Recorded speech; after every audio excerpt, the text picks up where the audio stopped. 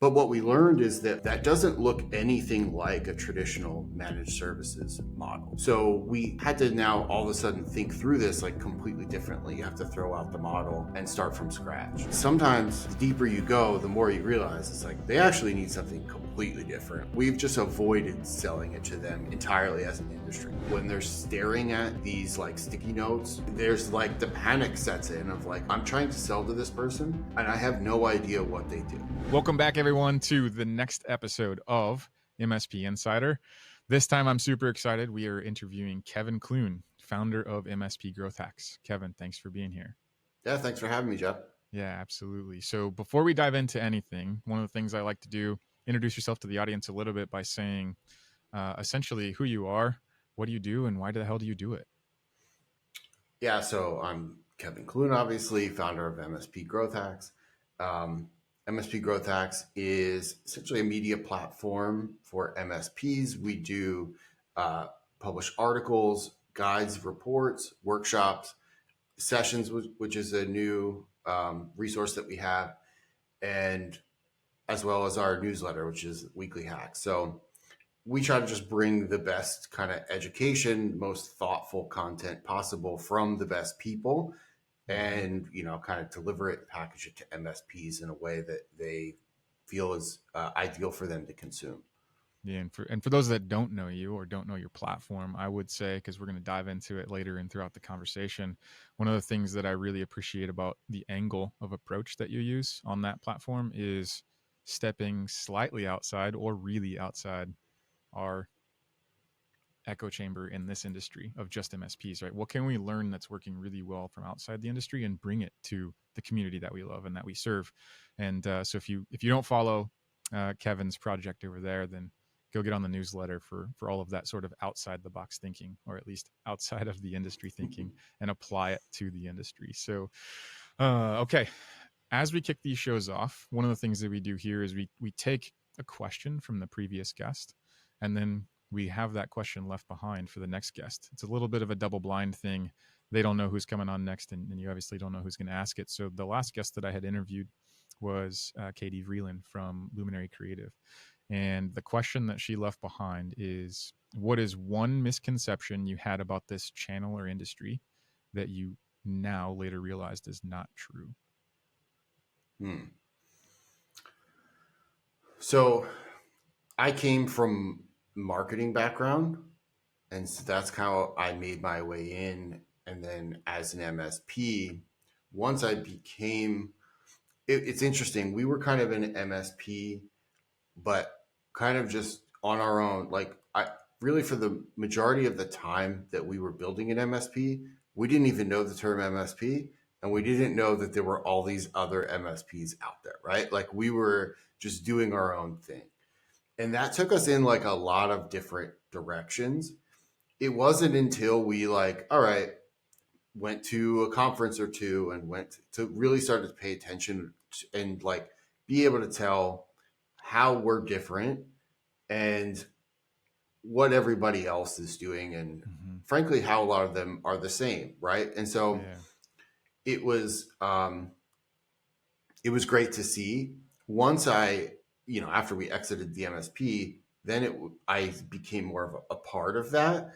But at the time when I was first introduced to it, it was very interesting because we were doing a lot of things that were unlike any of the sort of typical MSP model, as I've like come to learn and understand it. And so that I think was like an eye opener for me, which was that I was really surprised that like this whole ecosystem even existed, even despite like being a part of it and not knowing, right? Yeah. And it once you're in, it just seems kind of like you said, it is kind of an echo chamber, and it's kind of like you kind of shrink your limits to fit the ecosystem instead of like, whereas when you're outside of it, you're just kind of doing your thing. You're making the best decisions based on, the information you have and your customer. Right. And so that's kind of, I think, one of the things that I've learned as I've kind of grown through this. Yeah, that's fascinating to know too, because we share a little bit of a similar scenario through that lens of like having come from MSP myself and now in the vendor side. I mean, I was a consumer of the channel for 18 years as an MSP, but never really knew or understood the channel level, right? Like the vendor The side nuts of and the way that, bolts. Yeah. yeah. And so it's been really interesting to like bump up against the edges and figure out like what is this other kind of side of the aisle or side of the curtain a bit. But something I want to have not lost on the audience, because I feel like this might be something that we have in common as well, is it's really atypical for you as a marketer to enter or show up in the MSP space as an MSP, right? I think that the traditional archetype is technical resource who didn't want to work for someone else, started working for themselves, was good enough with people to get enough customers to need more people, and then they end up with, you know, less than 10 employees, somewhere around $1 million, and like 80% of the market stays there. So that's the traditional archetype. Sometimes you get a business-minded individual who comes into the MSP space to build and grow an MSP, and that's usually where you'll see like the marketing and the sales focus, and they've built a sales and marketing org that happens to be an MSP behind the scenes to like deliver on that. What were some of the things that you bumped up against or just discovered on your own coming in more as that marketer mindset and business focus first Yeah. rather than So tech? it was very interesting, because I marketed for the MSP before we merged the companies together, right? So they Mm-hmm. were a client of mine. I had a marketing agency in Philadelphia. Um, and we were referring business back and forth, and eventually we like had all the same customers, and I was like, hey, let's just merge this together. And the company had existed for like 8 years prior to that. So but it didn't really grow much until we kind of combined forces, and then it all started to click. But Mm-hmm. I was coming from this very like lead gen heavy mindset of these very specific industries, whether it's legal or the mortgage industry, finance, things like that, where you're generating high volumes of leads. You've got these like large sales organizations that are just like they show up to work expecting the phone to ring and expecting to receive leads, right? Mm-hmm. Like it's not optional. It's not like, oh, we get one lead this week. It's like we're getting hundreds of leads a day. We're spending thousands of dollars a day. Those were the kind of like clients that I had. Mm-hmm. And so then you transition into this strange other business where it's like this much longer sales cycle. It's way fewer leads. It's B2B, right? And so I had to make a lot of adjustments, right? Mm-hmm. And part of that adjustment was really trying to better understand like who these companies even are that need this, Mm-hmm. and like why do they need it, and what are they looking for, because it wasn't always, and even still today, no one just typed in 3 letters MSP. Like Yeah. that almost never happens, right? So it's this very strange thing where it's like you identify as one thing but everybody else knows you as something else. You have Mm-hmm. to learn what is that something else and why, right? Yeah. Yeah. No, that's a good question or the good answer. Do you think, were you aware of it at the time that it was occurring, like having come from way outside of it? Was that more of, was it helpful or hurtful? Right. Because you had to learn the arena you were playing in, but just kind of generally speaking, did you find that that was an advantage or was it a disadvantage?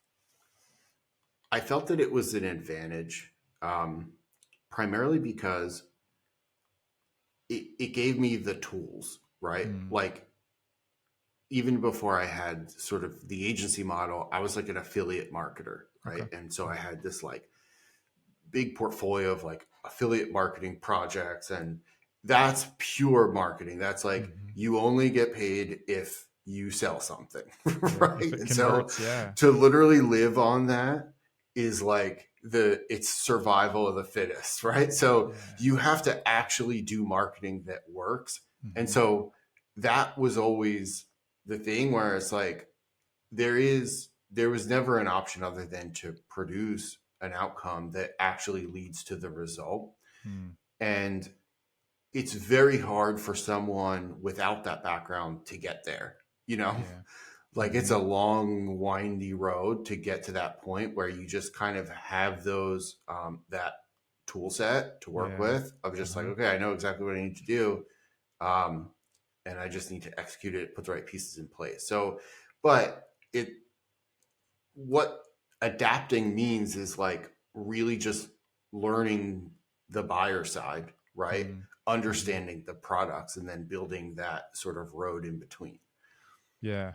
And I like where you're starting to go with that too, because for me, the biggest light bulb moment I had when I was still at the MSP building and running and growing sales teams was the moment it was actually my very first meeting as a sales rep after I had left the technical side of the business, right? So I was in that for 11 years, ended up kind of in that VCIO slot, right? And then was used as basically a sales engineer for all my AEs. At any rate, I transitioned formally. And so I showed up to my first meeting the same way I showed up to literally dozens and dozens before as that VCIO. And yet this time I was the AE. And everything to me looked the same, felt the same. I did the same things. I had the same conversation, felt as though I even won that deal, right? And then I got the gut wrenching, like, phone call of, hey, we went a different direction. And fortunately, the individual, the business owner that made that decision, he opened his doors for me to come in and have the conversation as to what went wrong. Why did that happen? And in that conversation was the biggest light bulb. It was brighter than the sun. He opened my eyes to this completely other side of the aisle of like a process that was happening in parallel to the sales process that everyone preaches, which is just a really long way of saying like as soon as I realized that there was a buyer's buying process occurring at the same time as I was trying to force a sales process was where everything flipped and we started seeing crazy results. And I know because of your marketing background and specifically like the market to eat background you just described, you had to have been just like excruciatingly aware of a buyer's process, which you call the buyer's journey. I just want to spend as much time as we want really turning that light bulb on for the audience too, because I'm telling you, out of all the other things that we tried, nothing was as effective as by the time we actually focused on the buyer's journey and leaned in hard to make all of our efforts support that. For sure. Yeah, I think where we started to get the most traction was when we started obviously operating in these more narrow verticals. Mm-hmm. Um, and it was because, as you described, you start to understand what's happening on the other side of the table. You Yeah. know what I mean? And Mm-hmm. then you can start to anticipate it. One of the examples that I talk about a lot is we worked in this, like at the time in New York, everybody that this was like when WeWork was red hot, and Mm-hmm. everybody that had commercial office space wanted to create the next WeWork, right? Mm-hmm. Why try to sell an entire floor when you can just sort of, do like a light rebuild Mm-hmm. and then the financially it was a great model for anybody that was had space to lease. And so we actually started working with like a verticalized phone vendor in that channel Mm-hmm. that could connect us to other companies that were starting to build out these centers. We solved their problem because they needed to connect to the network. They didn't do infrastructure, right? They didn't Yeah. do all this other stuff and they didn't do support. They just relied on the center's IT team to do that. The problem is the nature of this business was not like a heavily staffed company. You have like a community manager, right? We Mm. were sort of term, coined that term. Um, and you have like a few like maintenance people, right? Yeah. And then you have like sort of the executive level who's really works for in commercial real estate, Mm-hmm. not in IT, right? Yeah. So Yeah. you start to like really understand what's happening. Like, what are the DNA of these companies? How are they structured? Mm-hmm. And then why can't they solve their own problems? You Yeah. know what I mean? Uh-huh. Number one, they couldn't solve them because they just weren't set up that way. Like Mm-hmm. the way that the opportunity was there for them, but they just didn't have the pieces in place. And in a lot of cases, it didn't make sense for them Yeah. to put the pieces in place. Um, but what we found is like this phone vendor had this problem. Well, guess what? There's these other companies that have this same problem too. Is that they're trying to sell to these same customers, but like, let's say there's access control company where it's like you want to make sure that if they paid their membership, they can get into the building. If they didn't pay their membership, Mm, they can't. yeah. Well, that's a whole solution that needs to connect to the network too. And so that, right? So Mm-hmm. you start to see there's this whole portfolio of products that rely on the network and Mm-hmm. the infrastructure. They can't really sell to this customer until, all those things work. And then that customer has trouble getting to that point, Yeah. you know? Mm-hmm. So it's like, there was so much motivation on every side of this to get us in there or get somebody in there that can solve the problems and make everything Yeah. work, Right. because it made the whole thing now just go. Mm-hmm. And so it took us a couple at bats to obviously like prove that, hey, we can be that company. Yeah. Um, but what we learned is that like that doesn't look anything like a traditional managed services model, right? Because Mm-hmm. there's like 4 employees at any given time in one of those centers. You're actually supporting the network level. You're not necessarily supporting the tenants directly. Mm-hmm. So we had to now all of a sudden think through this like completely differently. You have to throw out the model and start from scratch. Yeah. And to do that, you really had to deeply understand, to your point earlier, like one, what challenges, what real problems do they have, not what perceived problems they have, right? And then there's something else that you said, and I don't want the listeners to gloss over this either, which was essentially that if you can elevate your messaging to be able to articulate your prospect's problem better than they can, then you subconsciously and automatically get associated with the solution, right? Like you have to be so familiar with them and their business and the problems they haven't been able to put their finger on, which is why, to your point, they couldn't solve it themselves. Like they could have, but they just weren't quite there yet. Yeah.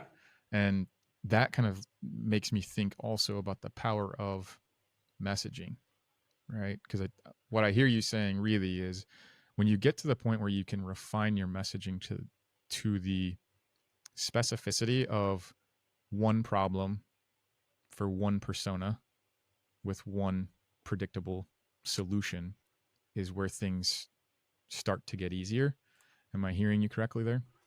Absolutely. And I think the messaging for us was actually convincing them that they're selling IT. They're Mm-hmm. not just selling space, they're selling technology, Yeah. because the internet connection wasn't a line item on the invoice, but it was certainly a checkbox on the website, right? Of Yeah. like what you get, here's the speed you get, like Mm-hmm. here's, and that they're, so what we really had to do was it was almost like they were white labeling our services Mm-hmm. to then resell to their customers. So Yeah. it became more of an opportunity, right? Because Mm-hmm. it's, and then we started actually like, once we saw some traction with that, we started leaning into it and we started saying like, hey, well, if you want an actual person there, we Mm-hmm. can staff somebody, we can like rotate them between locations, and then your tenants will all know like, hey, on Tuesday so and so is here, if we need any help, we can just ask him. Yeah. um, what we also were able to do was create like a sell through channel. So there was Mm-hmm. actually things that we could sell directly to the tenants that Mm-hmm. were, and in some cases, the co-working space would want a cut of that, but in some cases they wouldn't, and it would just be like, hey, yeah, you know, some of those are like 1 or 2 man shops. They're just floating around. They're literally working off a couch. Mm-hmm. They call it like hot desking. Some of them are actually like in a small office space. It's like a 10-person company, whatever. Yeah. Um, but because it's like New York City, for example, they're paying a fortune for that space. Mm-hmm. They can afford more than like even a 50-person company, a 50-person law firm in the suburbs, Yeah. right? So Hmm. again, it's just like understanding who you're dealing with, the dynamics of it, the everything, and then leaning into that opportunity. You, in a way, it's like, we get so focused on like, oh, here's the vendor stack and here's the pricing model and good, better, best, and Yeah. all of this. And it's like, is that actually what your customer wants? Like, who's your customer? Is that Hmm. actually what they want and need? Sometimes the deeper you go, the more you realize it's like they actually need something completely different. We've Yeah. just avoided selling it to them entirely as an industry, Hmm. you Yeah. know? Yeah. There's such a big unlock there too, again, in what you described, because what I'm hearing you say is because of your background, again, as an affiliate marketer, like your affiliate marketeer, and you had to sell to eat, you actually brought a lot of the DNA to that same motion with the co-working space as the MSP's client, right? Essentially. But if you think about it, you were bringing your own distribution channel, your own affiliate marketing relationship with the co-working space to sell the MSP services to the tenant, which is really the point I wanted to hit, because I want you to dig deeper into this. Much of what you just described about your success actually went a step further than your client, which was the co-working space, and they went to the client's client, right? Yeah. The tenants of the co-working space. And that is something that I believe is oftentimes missed or overlooked for the same reasons you described too, right? We as technicians and tacticians will focus on, well, we're going to put this Catalyst series switch in the network closet because you got to have uptime for all these tenants versus insert any other flavor here, right? And like we get lost in that and we get proud to have the network closet, completely forgetting that in a co-working space like that, there's 100 other bodies on floor number one that you need to deliver the outcome for. And Right. so maybe help to someone who hears that and it's a light bulb moment, but they don't know what it means. They don't really know how to even begin. Like, what would be a 3-step framework they can use with a whiteboard to even start down that path as an exercise? Yeah. So we do, I'm going to go a little beyond the 3 steps, but Sure. we, I have this buyer persona exercise that I've been doing for, I don't know, probably about 4 or 5 years. And it's kind of just really evolved over time. It's about 16 steps. And I've done it everywhere from like in an hour, just a condensed version, to like in some cases 6 to 8 hours, multiple sessions going back and Mm-hmm. like really going deep on it. And so what we do is like we build out this sort of like demographic. We want to know exactly is like who is the individual. We literally give them a name, right? We give them, here's their age range. Are they male, female? Um, where are they located? What is their role? What type of company obviously do they work for? You can even Mm-hmm. give the company name, right? So like, it's almost as if you're like looking at their LinkedIn profile. Mm-hmm. It's like, this is exactly who it is. Um, and then you start to just like go through this series of like, we even do sort of like, what are their hobbies and interests? And Mm-hmm. it's funny, that's like one of the first questions and it's kind of like a warm up. But what's interesting is like, for example, I was working on one recently. We were targeting like middle managers in enterprise, right? They were like females in their Mm-hmm. 30s. And the interests were like yoga and cooking and traveling and this and that. And when you start to like think about those hobbies and interests, and then you Mm-hmm. start to think about the brands associated with them, you start to think like, okay, well, 90% of the time, this individual buys from companies that look a certain way and feel a certain way. And then you compare that to like an MSP website, Mm-hmm. it looks nothing like what that individual tends to buy from and engage with, right? And Mm-hmm. just that one thing alone, for some people, like when they start to think about that, they're like, oh yeah, that's totally right. Like Yeah. this looks like us, it doesn't look like them, you Mm. know? And that's sort of like step one. And then we get into things like, okay, what do they actually do on a normal work day? Like we start to brainstorm like every single task, right? And so Mm-hmm. that's when you start to think about things like, who is their customer, because they're not interacting with the MSP during the day. Right. Maybe occasionally, and on bad days. On good days, they're interacting with like their customers or their coworkers, right? And like, Mm-hmm. what are they doing? Um, and then we get into like key needs and challenges. How do they discover solutions? What's the most important tech they use, right? So down to the hardware, software, apps, like everything. Like you need to just come up with what is everything that they touch, what's the hardest part of their job. So then eventually we get into like, okay, let's actually think through like how do we build a solution that maps to all of this brainstorming, Mm. and then how do we like frame the solution, like what's the messaging, and then where do we place the solution in where's in places that like they're most likely to visit because of, you know, what conferences do they go to, what websites, like, right? So Yeah. like you end up with this completely tailored custom fit sort of, you know, ICP to almost like full-fledged marketing plan by the end of it, Mm-hmm. um, just through brainstorming on these very specific prompts. Yeah. And what's interesting about what you just described too is kind of another unlock that I discovered along the way was success or being successful, right? Conversion, let's just use a word that doesn't trigger people. Conversion was directly related to the amount of deep work I would do before I flipped to the doing, which was a bit paradoxical. Again, as a tactician and a technical being and a problem solver, like our default motion is to get in motion, to like start doing the thing and solving the thing. But everything you just described is thinking work, right? Or observation work if it isn't thinking work, but it's one or the other.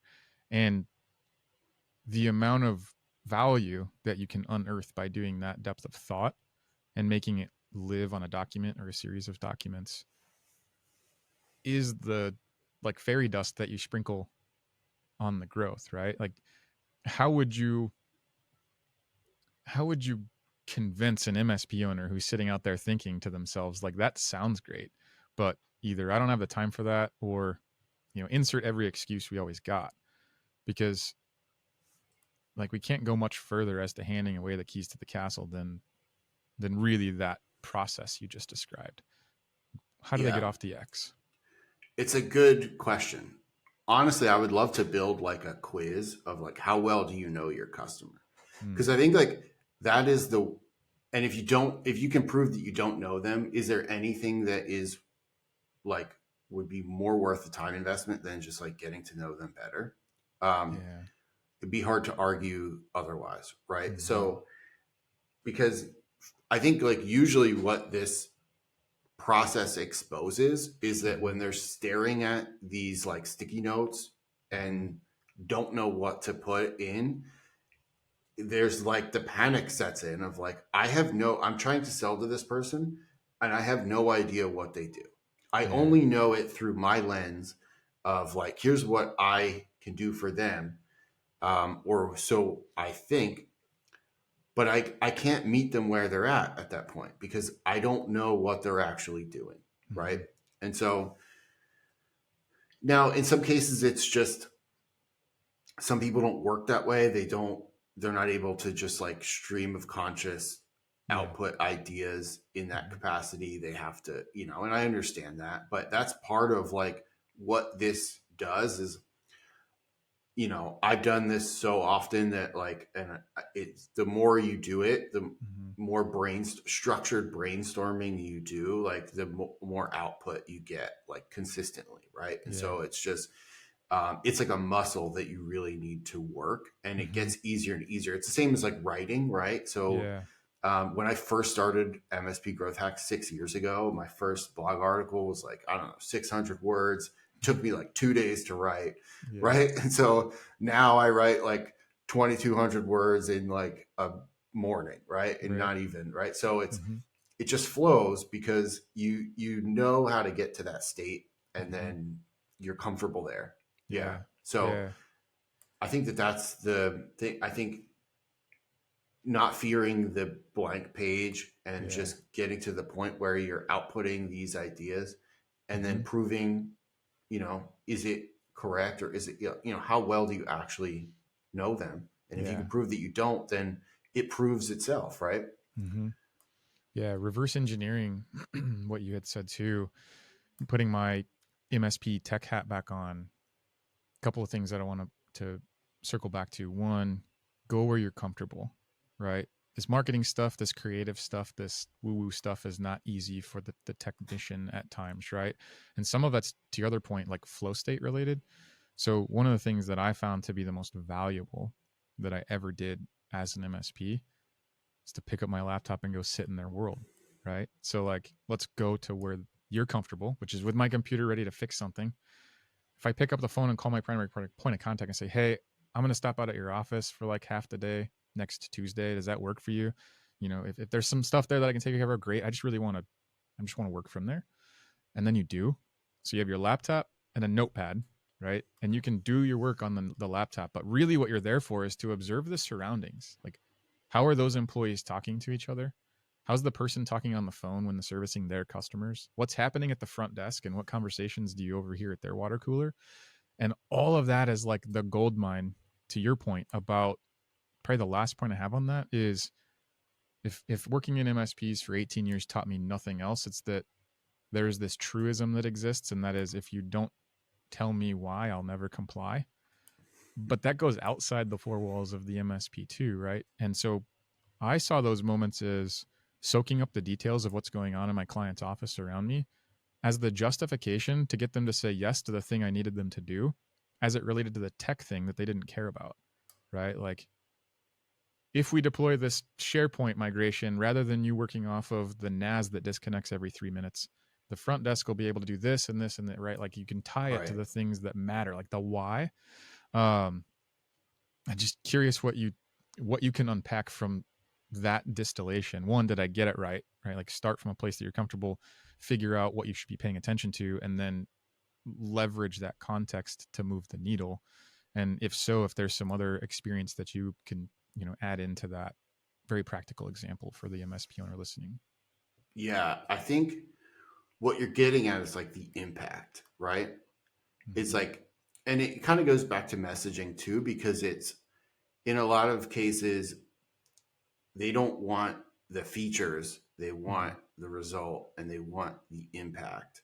Yeah. And this is kind of a, you know, it's talked about often, but I think that if you can get good at anything, it's that. It's knowing how to define what you're offering Mm-hmm. by the result and not by, you know, each line, Yeah. the specs, Right. right?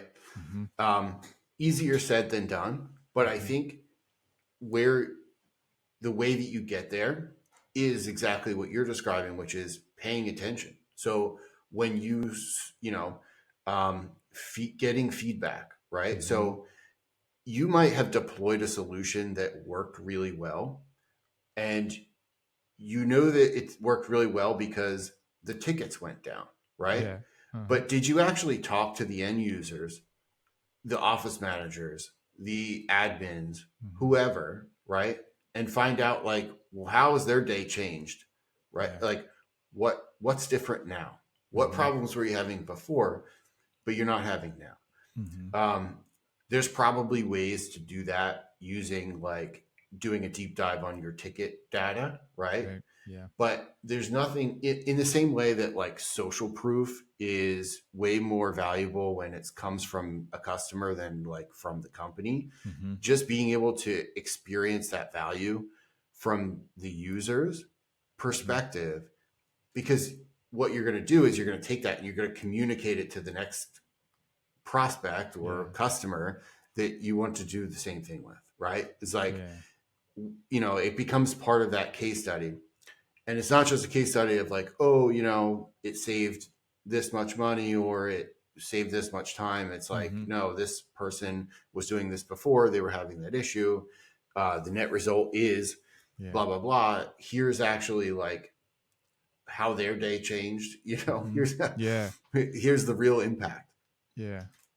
Did you ever find like in your experience talking with customers and meeting with people and such, was there ever like this one magic question that you had that like was, if nothing else, I'm gonna always have this ace up my sleeve to extract some of that, let's call it the outcomes that we were delivering for our clients?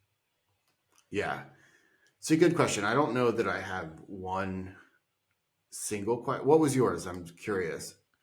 I didn't have a single one either. It was part of why I Yeah. wanted to know. Like for me, there was so much power in just going and doing the thing.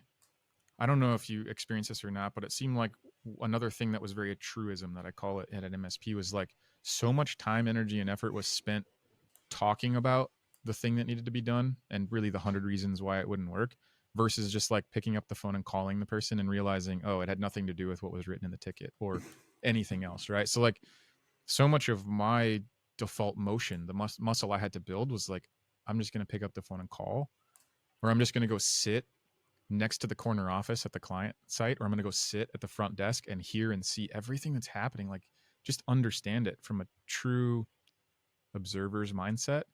Because this, I think, is how I can tie it all together. You're dead on when you were saying we're talking about impact. I used to use it as like I did it as a 3 sectioned grid, right? In marketing and sales, they talk about like don't do features and benefit preaching, but like, okay, so I added this third column called outcomes. It's like, let's get our features on paper, let's get Mm. the benefits of those features, but then we add a third column and it's called outcomes, and it's like, what do those 2 columns deliver for the person that's going to use it, right? Which is also really easy to do if you don't know how to do it using AI these days, right? So like the game is infinitely easier, but the point being, you don't know what the outcomes are if you're not paying attention to them or you're asking or caring. I think that was another secret ingredient to success as an MSP was like care, but like truly care about the impact and outcome for the person you're serving rather than just like only caring about closing that next deal or growing or hitting the number, whatever the thing happened to be. Uh, it's a long answer to not having one good question, but interesting if any of that is anything you observed too. Absolutely. So I wrote an article recently on active listening. And Mm, this is like something the way that I operate with like MSP Growth Hacks is I tend to just like, I'll just find something that I'm interested in. It could be any way, right? I did one on EOS where I just did a deep dive, but I like um, this article that I'm referencing is on active listening. I was just like, I need to like learn more about this. And so I started to research it, but then I also started to talk to like a ton of different sales people in the channel, mm-hmm. sales consultants, people that are work at an MSP right now. They're like the VP of sales or what, Mm, whatever, sales managers. yeah. And I learned so much that I wrote in that article. I maybe did like 7 to 8 interviews Yeah. and just about like how to structure questions, how to frame up discovery. Like Mm, it it really was an eye opener for me of like because like once you get everybody's little tricks and then you start to like compile them and mm-hmm. organize them, it's like, man, yeah, this is actually really useful. Like going into a discovery, I kind of know exactly what I'm looking for. I know how to get there. Yeah. I don't think it's necessarily one question, but I think what it is there's one question that flips it from like, okay, it's like turning the faucet. Mm, And that one question is the one question, and it's probably different for every person, where suddenly they're willing, their guards down, and yeah. they're willing to just spill, Mm-hmm. right? And I forget who it was, but someone in the article had referenced that like they, you know, they need like 6 hours basically of discovery total because most of the initial is just getting to the point where they're actually going to tell you the real Yeah. problem. Okay. And now that's not pure discovery. Mm-hmm. That's more of like, okay, getting to know each other, Yeah. getting Yeah. comfortable with that. Like that's probably 5.5 hours of just Mm-hmm. that. And then it's the final 30 minutes of like, okay, now I'm ready to tell you the real problem. Mm-hmm. Right. Yeah. Yeah. I talk about that as the 3 levels of conversation, right? There's the known, the unknown, known, unknown, and then the hidden. level, basically. What it's ultimately that the hidden level is the part that one party knows it, the other party doesn't, and it's not willing to be discussed. And like you have to Right. get to the point of trust and rapport and all the other things in order to actually be able to have that conversation and not get thrown out of the room. When you were answering that question, I was practicing actively listening, and I came up with one of the questions that I did use, that I had good success with, and it's somewhat universal in that it's a spectrum question, right? So like you can flavor the details to taste for the use case you were in, but when I would be probing further on something, I would tie them down to an objective answer on a scale of 1 to 10 on whatever it happens to be. So it'd be like, okay, uh, Kevin, on a scale of 1 to 10, how effective do you believe your marketing is converting for the audience that you're reaching? And usually you would get a rather quick answer. And I wasn't listening for the number, I was listening for the tonality, right? So if you answered 7, the next question is actually the powerful one. Be like, well, Kevin, I know you said 7, but it kind of sounded like a 4. Like, can you help Yeah. me understand there? You And made a 4 face yeah, when you said yeah. 7. Yeah. And so, one, you needed a question to set it up. Two, you've got to be willing to lean into that uncomfortable space of like, I'm going to challenge that, Kevin. Like you said 7, but clearly your body language told me it's a 4, maybe a 3, right? Like, help me. Like I missed something or I'm just not. And you can put it back on yourself, right? But that's uncomfortable to do. But it's also how you close the distance between getting ghosted and closing a deal, at Yeah. least in my I experience there. like, you know, I wasn't that being a business owner. Like I've always been a co-founder or, Sure. owner, operator, whatever, right? I've Mhm. almost never had a real job. So, Yeah. so it's funny because I've done sales, but I've never like been in a sales org. I've never Mm, had to do sure. sales all day, every Mhm. day, the same way over and over, right? Mhm. I've had unlimited flexibility and I've also had everything else to do at the same time. Yeah. So it's like I've never actually done sales. Mhm. So, and in some cases, that's like a gift, but in Mhm. some cases, it's a curse, right? Because it's Yeah. like, okay, well, I've never had to be disciplined in sales. Mhm. So this is what I love about doing sales content is like I talk to people who have had to have those disciplines, the disciplines of like having the same conversation over and over and like tweaking and learning and adapting you know what I mean? And like Yeah. building that. Mhm. Um, because when you're an owner or a founder or whatever, those conversations are very different, Mhm. and in a lot of cases, it's not as intensive as far as like just say, Yeah. um, it's kind of like a take it or leave it because I've got Mhm. other stuff to do. Yeah, You yeah, know what yeah. I mean? Right. Yeah. Yeah, Yeah, it's more, and actually I think that's going to resonate with a lot of MSP owners, right? Because a lot of MSPs are owner-led sales still, or founder-led, or whatever absolutely. term, right? It's not a dedicated role with a dedicated thing. And that's actually one of the challenges is like you got to take it, I call it order taking. It's not selling, it's just order taking. Like give me the things I need to build the quote in my head and then take it or leave it, because I'm only going to remember to follow up once via email before I'm off to the million other things that I have going on. And so I don't think that's too dissimilar to the audience necessarily. And did you come up with any systems or hacks or like tips or tricks for yourself to like be able to anchor back to, you know what, I need to follow up 3 or 4 more times over 6 months or six Yeah. weeks, like whatever it was, because I do think that's probably very similar to what the audience experiences. So I've always leaned heavily on marketing, and so nurturing Mhm. through automation and all that has always been my safety net because what it does is it makes sure that those people do eventually find their way back and they never stray too far, Yeah. right? And if you don't have that cycle on repeat, and if you're not staying top of mind, um, or if the only way that you're staying top of mind is you're showing back up in their inbox with the same templated message, like it, so that's how I've overcome that, has Mm-hmm. just been leaning on my strength, which is the other stuff, right?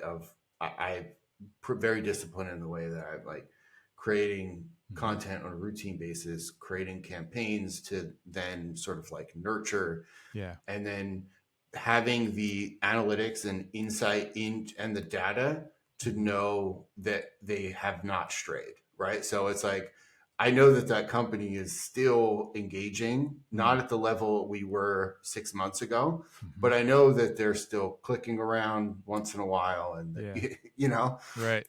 It sounds like, again, tying a bow really on some of the themes of the whole conversation is do the deep thinking at least once, and then put the systems in place to ensure that the deep thought actually happens. And then the second part to the systems is the system actually ensures that the activity or the action continues out, right? Like whether that's an email campaign or some sort of signal based intent stuff you have going on in the measurability um, side of things. But like commit to the deep thought, put the strategy in place, and then the strategy just becomes the execution. Is that accurate? Absolutely. And this is why like I started building all of these things in Mural. Mm-hmm. Once I like discovered Mural, it was a game changer for me because I now I had like a canvas for all of this, and then it feels like now it's very easy. Like if you and I were to jump on a Zoom call, we could talk about the same thing, but Mm-hmm. like at the end of the day, it's like, what are you left with? Well, you've got like a, maybe you took some notes, but Yeah. barely. You've got like your AI transcript Mm-hmm. and your Otter Yeah. thing. You've got a recording, Mm-hmm. but it's so much stronger like when you have this canvas to work on, and then it you all you have to do is sort of follow the logic on the canvas, Mm-hmm. and then you get to a result, and then the result is like visual, right? It's Right. like I can Yeah. see all the work we just did, Mm-hmm. and I see what I have to do next, right? Mm-hmm. The other cool thing is like for the buyer persona, for example, I've done so many of those. I started to actually like train a GPT on that, and I can like Yeah. simulate them now, Okay. which is really cool because what it does is like it allows me to actually now when I start one from scratch, I Mm-hmm. simulate it first.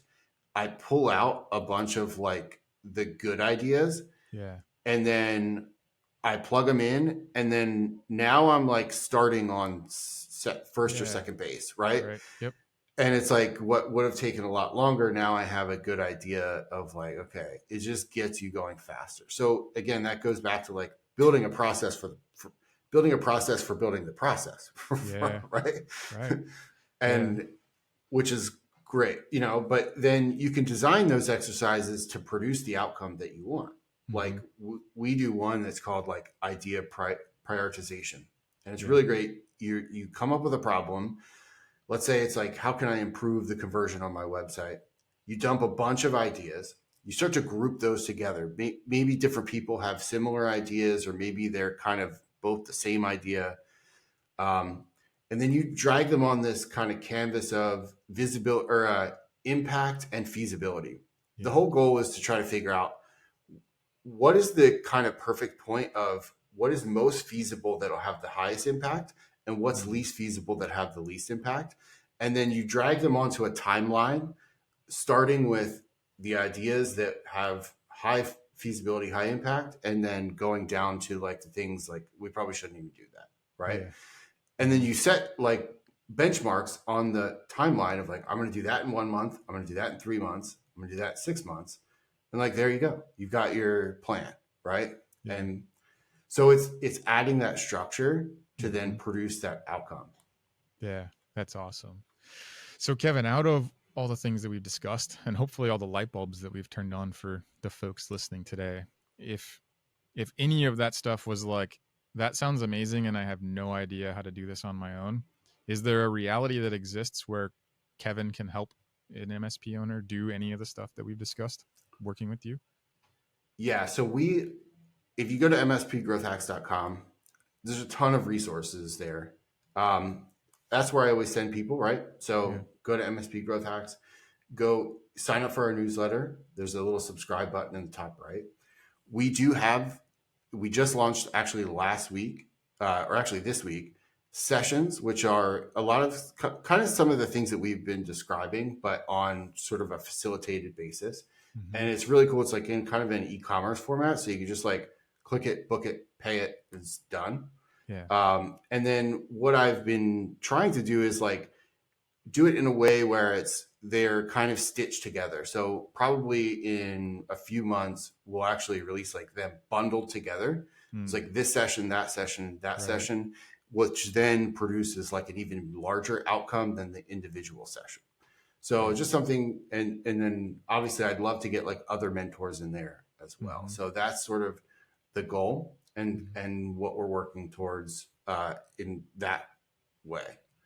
Awesome. Perfect. So the last thing before we cut you loose is we've got to leave a question behind for the next guest. So the primer for that is, if you think back over your experience and your journey, what is the one question that you wish you could have had the answer to more towards the beginning of your journey? It's interesting.